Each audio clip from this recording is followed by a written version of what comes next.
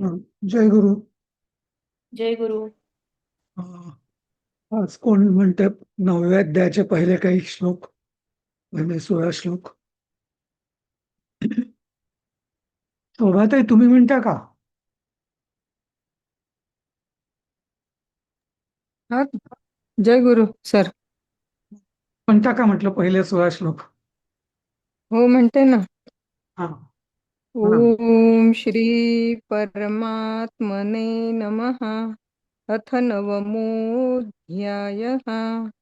श्री भगवानुवाच इदं तु ते गुह्यतमं प्रवक्ष्याम्यनसूयवे ज्ञानं विज्ञानसहितं यज्ञात्वा मोक्ष्यसे शुभात् राजविद्या राजगुह्यं पवित्रमिदमुत्तमम् प्रत्यक्षावगमं धर्म्यं सुसुखं कर्तुमव्ययम् अश्रद्धधानाः पुरुषा धर्मस्यास्य परन्तप अप्रामान्निवर्तन्ते मृत्यु संसारवर्त्मनि मया ततमिदं सर्वं जगदव्यक्तमूर्तिना मत्स्थानि सर्वभूतानि न चाहन्तेष्वस्थितः न च मत्स्थानि भूतानि पश्य मे योगमैश्वरम् भूतभृन्न च भूतस्थो ममात्मा भूतभावनः यथाकाशस्थितो नित्यं वायुः गो महान् तथा सर्वाणि भूतानि मत्स्थानि इत्युपधारय सर्वभूतानि कौन्तेय प्रकृतिं यान्ति मामिकाम् कल्पक्षये पुनस्तानि कल्पादौ विसृजाम्यहम् प्रकृतिं स्वामवष्टभ्य विसृजामि पुनः पुनः भूतग्राममिमं कृत्स्नमवशं प्रकृतेर्वशात् न च मान्तानि कर्माणि निबध्नन्ति धनञ्जय उदासीनवदासीनमसक्तं तेषु कर्मसु मयाध्यक्ष्येण प्रकृतिस्तूयते सचराचरम् हेतुनानेन कौन्तेय जगद्विपरिवर्तते अवजानन्ति मां मूढा मानुषीं तनुमाश्रितम् परं भावमजानन्तो मम भूतमहेश्वरम् मोघाशामोघकर्माणो मोघज्ञानाविचेतसः राक्षसीमासुरीं चैव प्रकृतिं मोहिनीं श्रिताः महात्मानस्तु मां पार्थ दैवीं प्रकृतिमाश्रिताः भजन्त्यनन्यमनसो ज्ञात्वा भूतादिमव्ययम् सततं कीर्तयन्तो मां यतन्तश्च दृढव्रताः नमस्यन्तश्च मां भक्त्या नित्ययुक्ता उपासते ज्ञानयज्ञेन चाप्यन्ने यजन्तो मामुपासते एकत्वेन पृथक्त्वेन बहुधा विश्वतो मुखम् अहं क्रतुरहं यज्ञस्वधाहमहमौषधम् मन्त्रोऽहमहमेवाज्यमहमग्निरहं हुतम्. हा. पुढचं कोण म्हणतंय?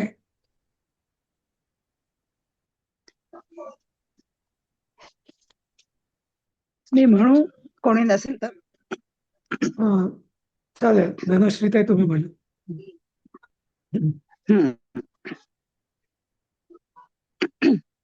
पिताहमस्य जगतो माता धाता पितामहः वेद्यं पवित्रमोङ्कार रुक्साम यजुरेव च गतिर्भर्ता प्रभुः साक्षी निवासश्चरणं सुहृत् प्रभव प्रलयस्थानं निधानं बीजमव्ययम् तपाम्यहमहं वर्षं निगृह्णाम्युत्सृजामि च अमृतै चैव मृत्युश्च सदसच्चाहमर्जुन त्रैविद्या मां सोमपाः पूतपापा यज्ञैरेष्ट्वा स्वर्गतिं प्रार्थयन्ते ते पुण्यमासाद्य सुरेन्द्रलोकमश्नन्ति दिव्यान् दिवि देव भोगान् ते तं भुक्त्वा स्वर्गलोकं विशालं क्षीणे पुण्ये मर्त्यलोकं विशन्ति एवं त्रयी धर्ममनुप्रपन्ना गतागतं कामकामा लभन्ते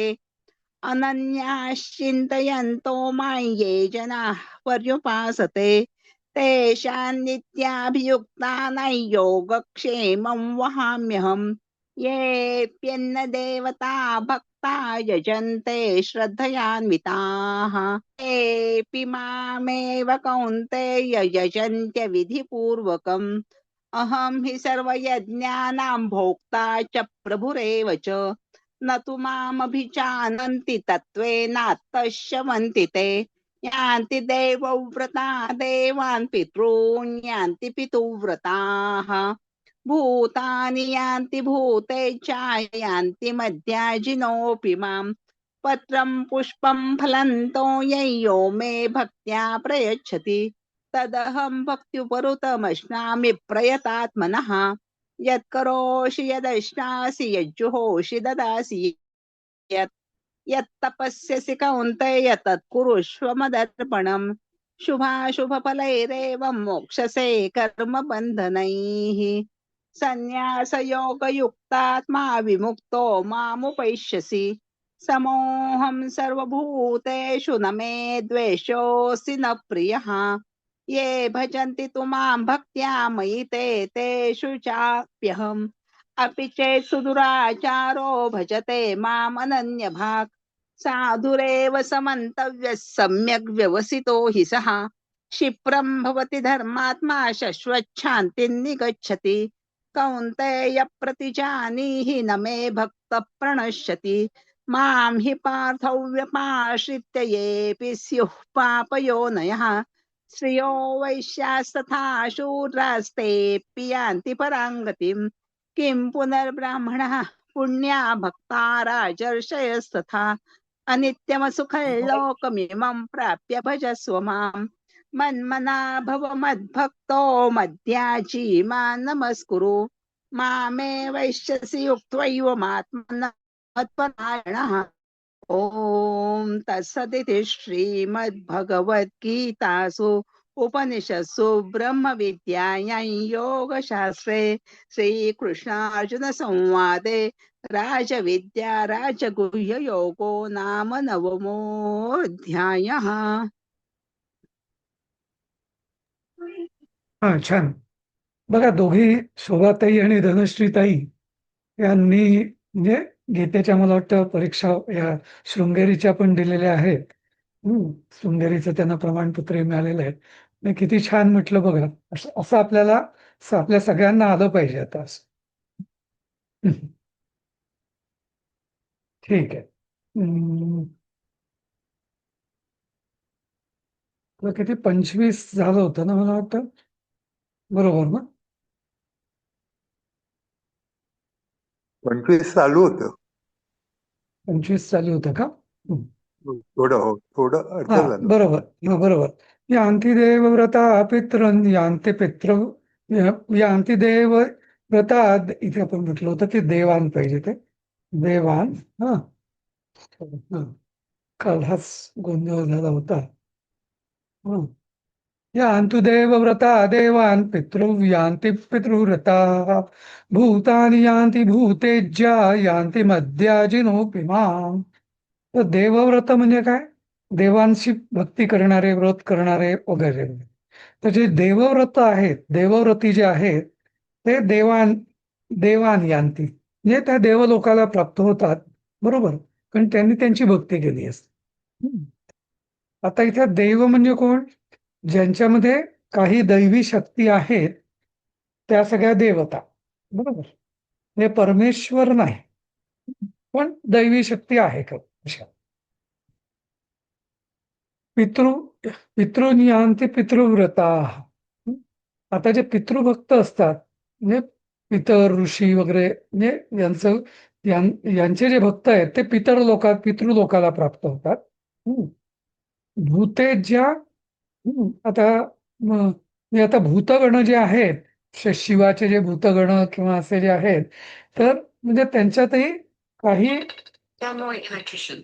WhatsApp audio. हा हा तर त्यांना तर ते भूतगणाला म्हणजे ते जे भूतगणाची जी पूजा करतात, इज्जा म्हणजे पूजा करणारे, ते त्या भूत म्हणजे त्या ज्या ज्या त्या भूतगणांची जी उपासना करतात त्या त्या देवतांना ते प्राप्त होतात. त्यांना देवताच म्हणूया आपण, जरी भूत असले तर. बरोबर.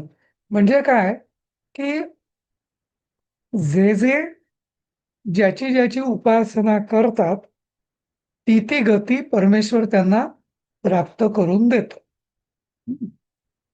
ज्याला जसं ज्ञानेश्वर म्हणतात की जो जे वांछिल तो ते लाहो, तसं परमेश्वरी तेच म्हणतात की जे ज्याची पूजा करतात हं, ती अवस्था किंवा तो लोक त्यांना प्राप्त होतो.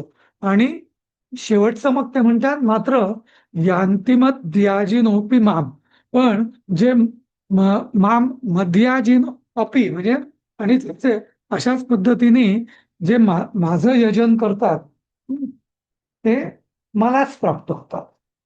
आता मला म्हणजे काय, नित्य शुद्ध, नित्यमुक्त आणि काय सांगितलं होतं मी, नित्य शुद्ध, नित्यबुद्ध आणि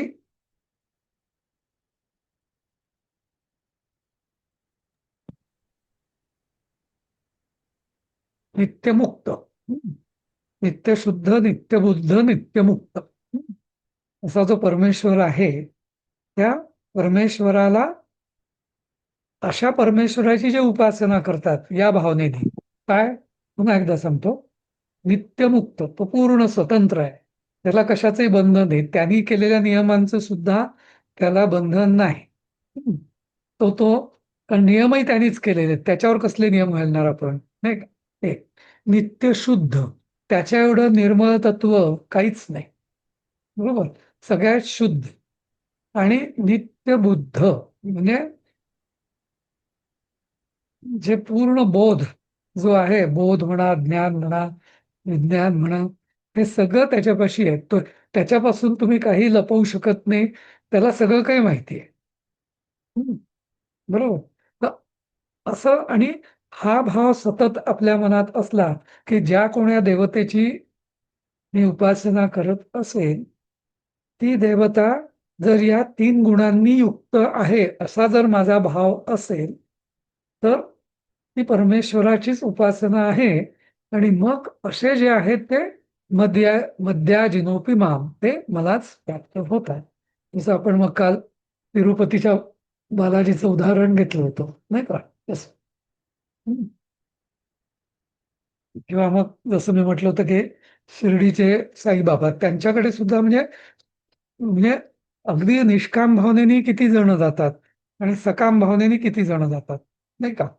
आता दुसरी गंमत अशी आहे की जेव्हा आपण नित्यशुद्ध, नित्यमुक्त, नित्यबुद्ध म्हणतो, तर याच्यात तसं म्हटलं तर सर्व शक्तिमान आहे, अचिंत्य सर्व शक्तिमान आहे तो. पण त्याच्यापाशी तुम्ही काय मागणार म्हणजे नाही का. सगळ्या कामना, इच्छा आपल्या सगळ्या खुंटून जातात, कारण आता त्याच्यापाशी सगळं काही आहे, आता काय, नाही का. तर त्यामुळे पण होतं काय की बहुतेक वेळा आपण काहीतरी देवतेला आपण छोटं करतो, काहीतरी आपण मागणं मागून, असं इथे प्रॉब्लेम. आधी जसं आता म्हणजे असं म्हटलं जातं की गुरुची उपासना जी आहे ती अजूनही वेगळी, अजून एक वेगळा प्रकार आहे तो गुरुची. म्हणजे काय की देवता किंवा परमेश्वराची जी उपासना कराल, तर तो तुम्हाला जास्तीत जास्त स्वतःला तो म्हणजे तुम्हाला तो तुम्ही त्याला प्राप्त व्हाल, म्हणजे तुम्ही तिथं पोहोचा. पण जर गुरुभावनेने जर परमेश्वराची उपासना केली, की मी म्हणजे देवता आणि गुरु हे एकच आहेत, परमेश्वर आणि गुरु एकच आहेत, आणि गुरु म्हणजे आपल्याला पूर्ण बोट धरून आपल्याला पूर्ण पुढे नेणारा असा पण तोच आहे. अशा भावनेने जर उपासना केली तर तो आपल्यालाही म्हणजे कारण गुरु आणि देवता यांच्यामध्ये काय फरक आहे. देवता ही जास्तीत जास्त आपल्याला पाहिजे ते देऊ शकते, त्याच्या पलीकडे नाही देऊ शकत. पण गुरु हा म्हणजे दुसऱ्याला आपल्यासारखं करण्याची शक्ती पण गुरुमध्ये असते. त्याला गुरुतत्व म्हणतात. गुरुतत्व आणि परमेश्वर तत्व याच्यात हा फरक आहे की परमेश्वर तत्व जे आहे ते म्हणजे परतत्व, परमतत्व, परमेश्वर तत्व, तर ते त्याच्या पलीकडे काहीच नाही. पण गुरुतत्व जे आहे तर ते दुसऱ्याला आपल्यासारखं करू शकतं. याचं उदाहरण मी उत्तम उदाहरण देईन की जसं मॅग्नेट असतं, चुंबक, बरोबर.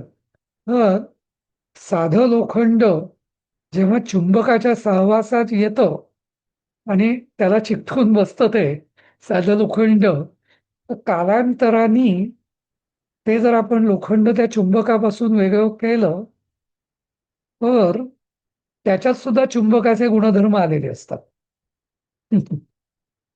समजलं? तसं तर गुरुतत्व म्हणजे तसं आहे की ते तुम्हाला सुद्धा त्या गुरुसारखं स्वतःसारखं करून सोडू, की जेणेकरून तुम्ही इतरांचा सुद्धा उद्धार तुम्ही करू शकता असं. तर हा फरक आहे. तर त्यामुळे पण इथे म्हणजे आता परमेश्वर भगवान सांगतायत मध्याजिनो पुमाम, हे दोन्ही अर्थाने सांगतायत. एक तर परमतत्व या अर्थाने किंवा गुरुतत्व या अर्थाने असं. समजलं?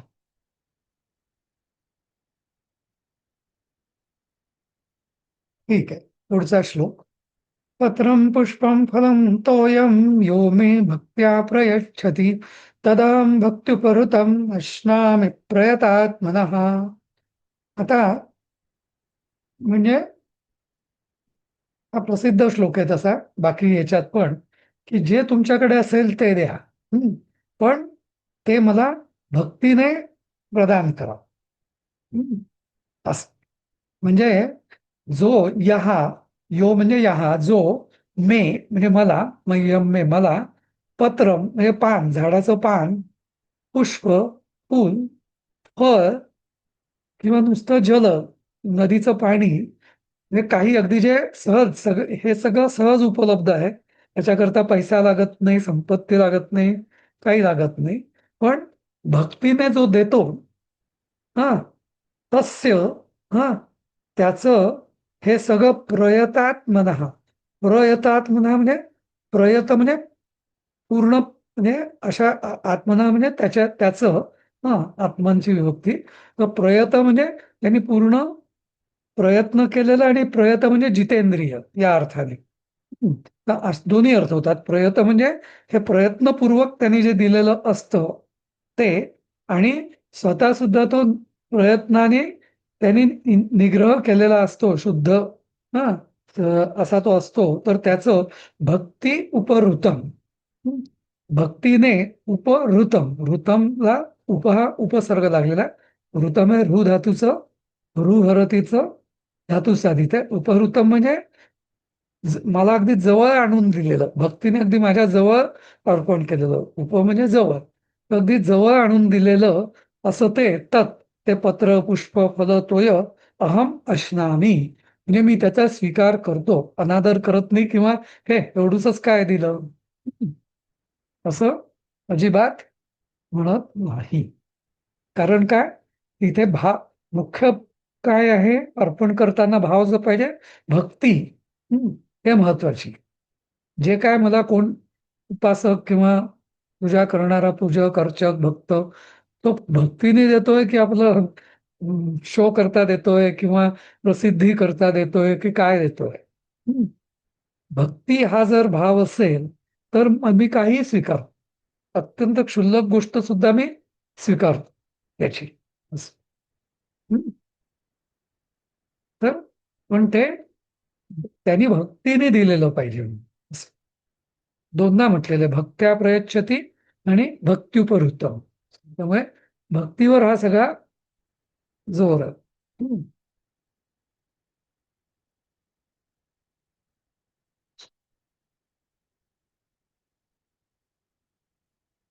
पुढचा. यत्करोषि यदश्नासि यज्जुहोषि ददासि यत्तपस्यसि कौन्तेय तत्कुरुष्व मदर्पणम्.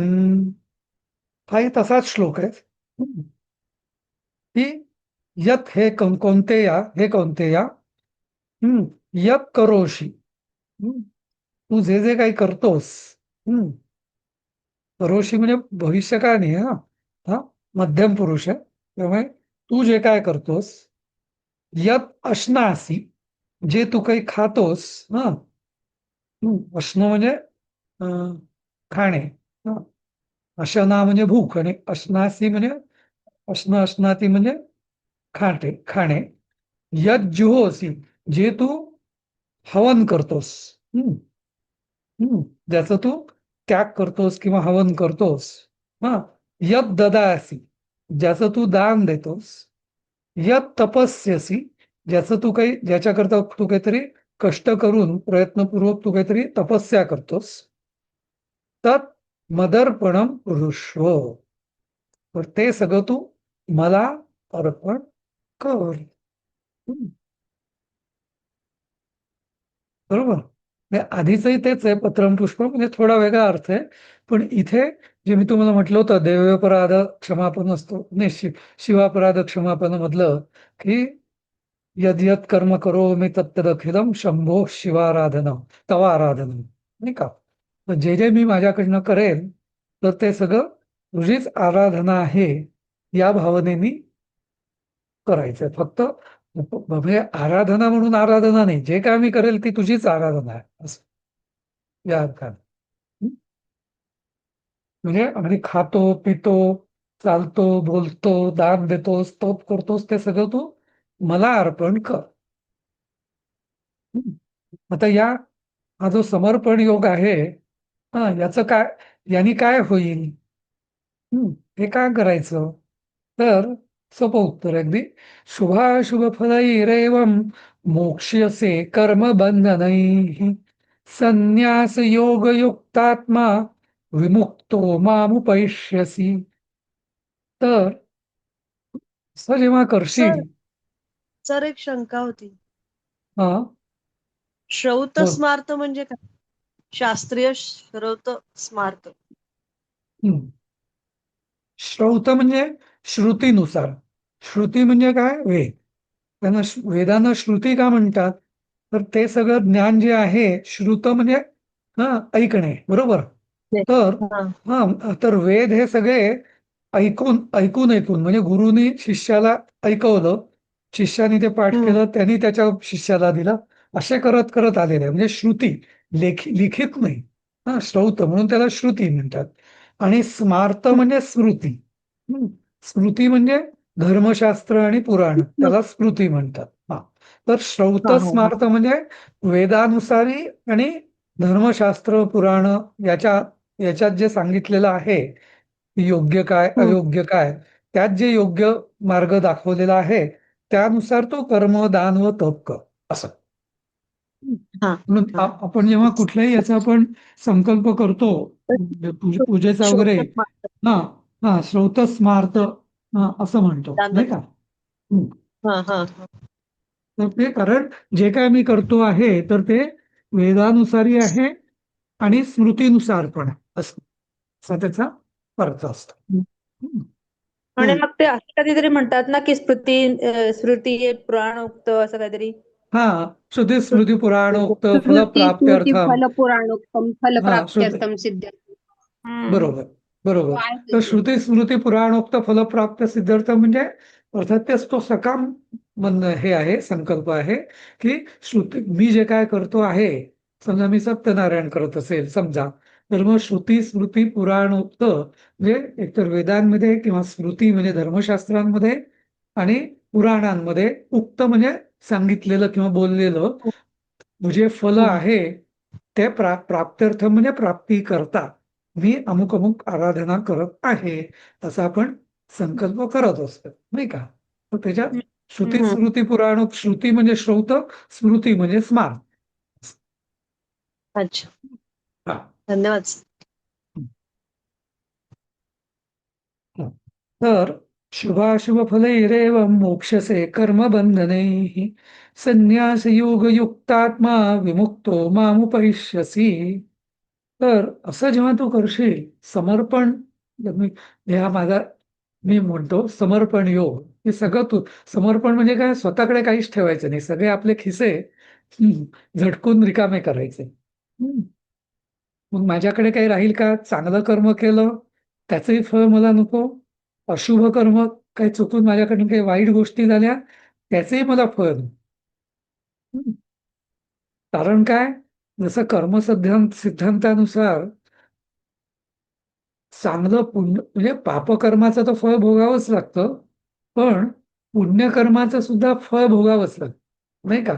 जर त्याच्यावर आपली वासना असेल तर. बरोबर.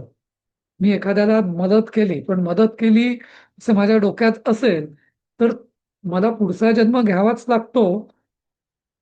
पुढच्या कशा करता ते दान त्याची म्हणजे पुढच्या जन्मात ती व्यक्ती मला ते परत करतो. कारण कारण का? कारण माझी वासना चिकटली आहे ना तिथं, म्हणून, नाही का? जरी मी म्हणजे परोपकार या हेतूने केलं, पण त्यात जेव्हा माझी वासना चिकटली त्या परोपकार करताना, तर मला परत पुढचा जन्म घ्यावाच लागणार. असं वाईट म्हणजे त्रास दिला तर करावंच लागणार, मग तर प्रश्नच नाही. पण इव्हन सत्कर्म केल्याचं सुद्धा या जन्ममरणातनं सुटका नाहीये, नुसती चांगली चांगली कर्म केली तरी. त्याच्यातनं सुटका होण्याचा एकच मार्ग आहे की वासनारहित. आणि वासनारहित कसं होणार? तर समर्पण केल्याने. याचं मला काही नकोच आहे. चांगलं काय वाईट काय कुठल्याच कर्माचं मला कुठलंच फळ नकोय. जे आहे ते तुला, असं. म्हणून आपल्या कुठल्याही याच्यामध्ये म्हणजे पूजा समाप्ती झाल्यावरती, पूजा किंवा काहीतरी व्रत वगैरे समाप्ती झाल्यावरती आपण एक म्हणतो इदम न मम. इदम न मम म्हणजे काय? हे माझे नाही असं. किंवा तत्सत ब्रह्मार्पणमस्तु. तत् तत् म्हणजे ते म्हणजे काय? परमतत्व. सत सत म्हणजे ते सत आहे, तेच एक सत आहे. ब्रह्म परब्रह्म अर्पणम असतु. त्या सद्ब्रह्माला हे हा माझा जो जे काय आम्ही केलं, जप केला, पाठ केला, स्तुती केली, पूजा केली, काय तर ते अर्पण असं. जसं आपण गीतेचा पाठही करतो तर मग शेवटी काय म्हणतो? ओम तत्सत ब्रह्मार्पणमस्तु किंवा श्रीकृष्णार्पणमस्तु. कारण का? हा जो मी पाठ केला याचं सुद्धा फळ मला नको. बरोबर आहे? ते पण तुलाच अर्पण, परमेश्वरालाच अर्पण, असं. समजलं? तर इथं म्हणून म्हटलेलं आहे शुभाशुभ फलैरेवम मोक्षसे. म्हणजे मग त्याचं शुभ फल असो किंवा अशुभ फल असो, त्यातनं तुला तुला मुक्त केलं जाईल कर्मबंधनातून. आणि मग संन्यास योग युक्तात्मा विमुक्त मामुपैष्यसी. आणि असा मग तू संन्यास योग युक्तात्मा. कारण का? हे खरा संन्यास आहे ना, की कशाचंही लेप नसणं. संन्यास म्हणजे न्यास म्हणजे ठेवणे, आणि संन्यास म्हणजे सगळंच ठेवणे. बरोबर? सगळ्याचा त्याग करणे. तर असा जो संन्यास योग आहे, अशाने जो युक्त झालेला आहे आत्मा, तो विमुक्त होऊन, पूर्ण मुक्त होऊन, विमुक्त म्हणजे विशेषेण मुक्त हा, असा मुक्त होऊन माम उपैष्यसी, मला ऐष्यसी म्हणजे माझ्याकडे तू येशील. यातीचं भविष्यकाळ. आणि हा उपसर्ग. म्हणजे माझ्या जवळ किंवा माझ्यातच तू येशील, असं. समजले? तर इथं त्याने अगदी 3 श्लोक हे जे आहेत अगदी सोपं. पत्रम पुष्पम स, नंतर यत करोषि यदश्नासी, आणि शुभाशुभ फलैर्युक्त मोक्षसे कर्म. बस, सोपं, नाही का? आधी काही आता श्लोक जे होते हा आपण एखाद्याला अगदी हम्म, निरपेक्ष भावनेने काही मदत केली किंवा काही म्हणजे अगदी हम्म, मनापासून, पण हम्म. तो समोरचाही माणूस म्हणजे त्यालाही असं वाटतं की ह्याने असं केलं आपल्यासाठी, ते इन रिटर्न आपण काहीतरी करायला पाहिजे, आणि तो बरोबर. काहीतरी थोडंफार रिटर्न देतो. मग ते फळ कसं म्हणजे आपल्याला मिळतं नाही मिळत, म्हणजे आपल्याच नावावर जमा होतं की कसं? हम्म. चांगला प्रश्न आहे की समजा आपली काही इच्छा नाहीये, म्हणजे आपली वासना पण नाहीये, पण ज्याच्याशी आपण ट्रान्झॅक्शन किंवा व्यवहार केला तर त्याला मात्र आपले उपकार त्याची काही हो ना काही प्रमाणात परतफेड करायची आहे कधी ना कधी. बरोबर बरोबर नाही का? हो हम्म. तर आता इथं जे आहे तर असं म्हटलं जातं की हम्म, एखादे काही सत्पुरुष असतात ना, हं, त्या हम्म, सत्पुरुषांभोवती सुद्धा त्यांचे जे शिष्य म्हणा किंवा अनुग्रहित म्हणा वगैरे त्यांचे पूर्वीचे ऋणानुबंध असतात आणि म्हणून ते त्यांच्या संपर्कात येतात. बरोबर हं, बरोबर. तर बरोबर अगदी म- हा तर तो जो ते जे ट्रान्झॅक्शन आहे, एक मिनिट म्हणजे ते 10 मिनिटांनी करतो मी फोन, हा गीतेचा वर्ग संपला की. हा 10 मिनिटांनी करतो मी फोन. तर म्हणजे कुठे ना कुठे म्हणजे आता ती व्यक्ती कोण आहे, ती सत्पुरुष आहे की हा सत्पुरुष आहे वगैरे, हा भाग वेगळा. पण हम्म, त्यांचं योगायोग, ज्याला आपण योगायोग म्हणतो, पण असं योगायोग असा कधीच नसतो. काहीतरी त्याचं म्हणजे फॉर्म्युला असतो, तो आपल्याला कनेक्शन माहिती नसतो. पण ते आपल्याला बरोबर माहिती नसतं. बरोबर. हो तर अगदी त्या बरोबर ऋणानुबंधानुसार तो संपर्क होतो आणि ते जे तो जो काय त्याला आपण परतफेड म्हणू, त्याचं रिटर्न्स म्हणू, हम्म, पण ते आपल्या आध्यात्मिक उन्नतीला उपकारक होत असतं. जरी आपली वासना नसली तरीही असं.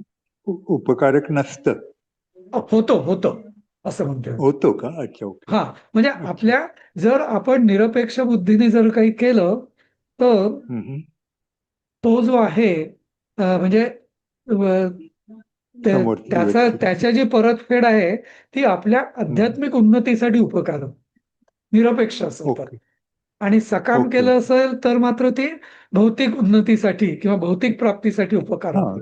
हे कळलं हो हा पण असं. म्हणजे सर त्याचं मग पूर्वजन्मीच काय कर्मबंधन निर्माण होतं का? एक एक कर्मबंधन एक आता समजा एक हा एक मिनिट, यांचं पूर्ण होऊ द्या, मग तुम्ही सांगा. एक हा नाही मिनिट. हा म्हणजे प्रकाशजी. हे हा आपल्या पूर्वजन्मीचे काहीतरी कनेक्शन त्यामुळे ते फळ तो आपल्याला मिळतं त्याच्याकडून असं समजायला हवं अगदी नाही का अगदी अगदी अगदी होय. ओके ओके बरोबर थँक्यू हा बोला उषाताई.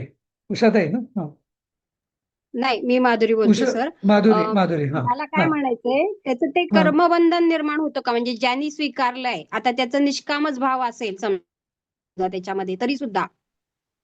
नाही नाही, आता हॅलो. दोघांचंही निष्काम, ऐका ना, दोघांचंही हम्म निष्काम असेल. हम्म म्हणजे कसं आहे की जरी मी दिलं, मी उदाहरणार्थ मी दिलं, मी निष्काम हम्म भावनेने दिलं, बरोबर. हम्म पण तरी ज्याला ज्याला मदत मिळाली त्याचा जर शुद्ध बुद्धी असेल तर त्याचं हम्म म्हणजे अ, सकाम नाही म्हणता येणार, पण हम्म त्याचं त्याचा काहीतरी ग्रॅटिट्यूड ज्याला आपण म्हणतो, हं, हा तो तर भाव असणं काही चुकीचं नाही आहे ना त्याचं. आणि त्यात काही हो त्याला तो दोष पण नाहीये. बरोबर. बरोबर. बरोबर. आणि मग मी त्यात हा सांगितलं की त्याच्या ज्या सदिच्छा आहेत, सदिच्छा म्हणू आपण सोपा शब्द मी, हम्म तर त्याच्या ज्या हम्म सदिच्छा आहेत तर त्या हम्म आपल्याला पुढील आध्यात्मिक उन्नतीसाठी उपकारक होतात. बरोबर. किंवा त्याचे जे आपल्याशी ऋणानुबंध आलेले असेल तर या जन्मी, हम्म कारण कर्मसिद्धांतामध्ये दोन्ही गोष्टी असतात. एकतर या जन्मात त्या कर्माचं फळ आपल्याला जर ते क्रियमाण असेल तर याच जन्मात मिळतं, आणि त्याचं जर हम्म या जन्मात नसेल तर पुढच्या जन्मात, म्हणजे त्याचं संचित होऊन प्रारब्ध पुढच्या जन्मात किंवा पुढच्या काही जन्मात. हो पण पण त्या पण त्या ज्या सदिच्छा असतात त्या आपल्या वासना म्हणून आपल्याला चिकटत नाही, तर त्या हा आपल्या आध्यात्मिक उन्नतीसाठी उपकारक होतात असं. छान सर. हम्म. हा सर अजून एक विचारू का? हा, बोला. आत्ताचाच हा विषय चाललाय त्यालाच अनुसरून की बहुतेक वेळा लग्नात बघा नो प्रेझेंट्स आहेर आणू नका वगैरे लिहिलेलं असतं. हम्म. तर त्याचा आणि याचा काही संबंध आहे का? म्हणजे आता भौतिक प्रदर्शन करायचं म्हणून नो प्रेझेंट्स लिहिलेलं असतं का? हम्म. त्याचा काही अध्यात्माशी संबंध आहे? की आम्हाला काही प्रेझेंट नको, आम्ही एवढा खर्च बेअर करू शकतो. नाही, मला असं वाटतं, म्हणजे माझी अशी कल्पना आहे, हा, दोन दृष्टीने आपण याच्याकडे बघू शकतो.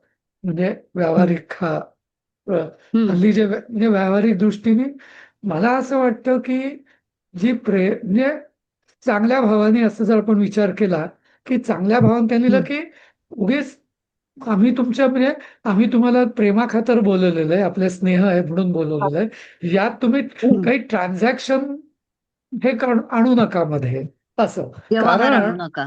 व्यवहार आणू नका मध्ये, असं नंबर आहे. दुसरी गोष्ट की कसं होतं, एकदा देवाणघेवाण सुरू झाली ना की मग त्याला मग तुलना सुरू होते, बरोबर. बरोबर. हा, मग यांनी हे दिलं त्यांनी ते दिलं, म्हणजे दोघांकडूनही, म्हणजे मग सगळंच, अरे मी एवढं दिलं पण त्यांनी रिटर्न गिफ्ट एवढंच दिलं, म्हणजे मग सगळं आपलं डोकं जे आहे सगळ्यांची डोकी भरकटतात मग, नाही का. तर करेक्ट. त्याच्यापेक्षा प्रेझेंटचा विषयच नाही ठेवला की प्रश्नच नाही काही. नाहीतर म्हणजे तो बघतो एक आपण. प्रॅक्टिस केलेला हे आहे ना कृती, म्हणजे किंवा हा, तो विचार.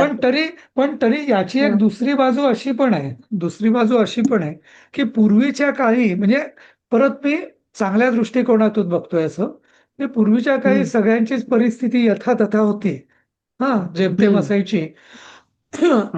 तर त्याच्यामध्ये जसं आपण म्हणतो, आता जसं म्हटलंय पत्रम पुष्पम फलम तोयम, तसं तर असं प्रत्येकाला वाटायचं नाही बा की आता हा एवढा मोठा लग्न करतोय, म्हणजे समारंभ करतोय, त्याला बरंच काही खर्च तर येणारच आहे, मग माझ्याकडनं शक्य ती मी मदत करेन, असं. तर या हेतूने पूर्वी ते दिलं जायचं, पण आणि ते तेव्हाच्या परिस्थितीत योग्य होतं, कारण सगळ्यांचीच परिस्थिती जेमतेम होती. आपल्याला माहितीये की म्हणजे म्हणजे 2-4 मुली असणारे आईबाप किती कोलमडून जायचे किंवा किती त्यांना प्रॉब्लेम असायचे, नाही का.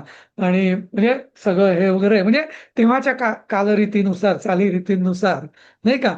बरोबर. तेव्हा जर हो. समजा आणि तेव्हा तुम्ही एक बघाल की रिटर्न गिफ्ट ही संकल्पना पण नव्हती फारशी तेव्हा, नाही का. होय, होय. ही हो. म्हणजे तेव्हा सगळं वनवेच असायचं बहुत करून, म्हणजे दिलं तर दिलं समोरच्याला, असं रिटर्न गिफ्ट, आता त्यांनी मला हे दिलं म्हणजे दिलं पाहिजे, म्हणजे आपण हे सगळं शुद्ध बुद्धीने जर असं बघितलं आपण, म्हणजे हो.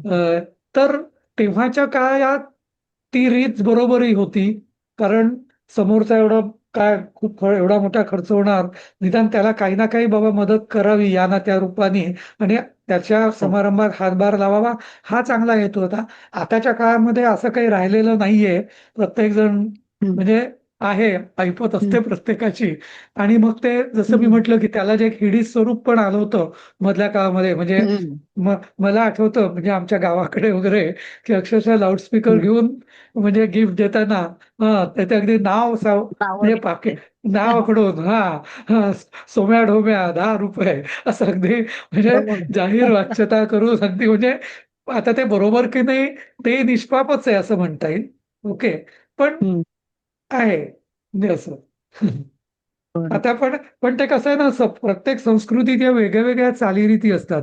जसं मी जपानमध्ये गेलो होतो 1 वर्षभर राहायला, तेव्हा मला जॅपनीज लोकांनी सांगितलं होतं की आमच्या इथे जर कोणी जर तुम्हाला गिफ्ट दिली, तर जसं आपल्याकडे आपण ते रॅपमध्ये बंद असेल तर आपण उघडत नाही जनरली, पण तिकडच्या संस्कृतीमध्ये असं आहे, जर तुम्ही ती उघडलं नाही तर तो देणाऱ्याचा अपमान असतो, म्हणजे लगेच तुम्ही उघडायची, बघायची, ऍप्रिशिएट करायची, असं म्हणजे काही असू दे, असं म्हणजे ते शेवटी काय चालीरीती आहेत, जसं. आणि त्या चालीरीती काळानुसारही बदलतात, संस्कृतीनुसारही बदलतात, नाही का, असं.